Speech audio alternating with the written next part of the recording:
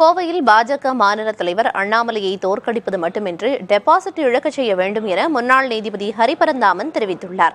கோவையில் நடைபெற்ற கருத்தரங்கில் பங்கேற்று பேசிய அவர், தமிழகத்தின் மீது பிரதமர் மோடிக்கு அண்மையில் காதல் வந்திருப்பதாகவும் வாரத்திற்கு 2 முறை தமிழகம் வருவதாகவும் விமர்சித்தார்.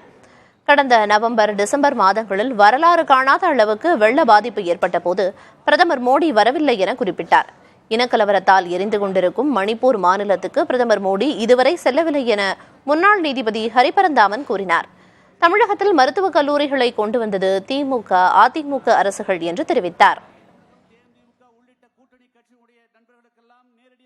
தமிழ்நாட்டை பொறுத்தவரையில் நிச்சயமாக தமிழ்நாடும் பாண்டிச்சேரியிலும் 40க்கு 40 மதிப்பெண் நம்ம எடுக்கணும் அப்படின்றதும், குறிப்பாக பிஜேபி டெபாசிட் எடுக்க வேண்டும் என்பதும்.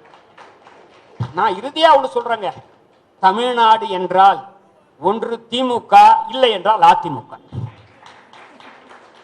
இவங்க 2 பேர் தான் உறுதிப்படுத்தணுங்க. எந்த அகில இந்திய கட்சிக்கும் சொல்றேன், எந்த அகில இந்திய கட்சிக்கும் இங்க இடம் இல்லை என்பதை நாம சொல்லணும்ன்றதுதான் என்னுடைய கருத்து.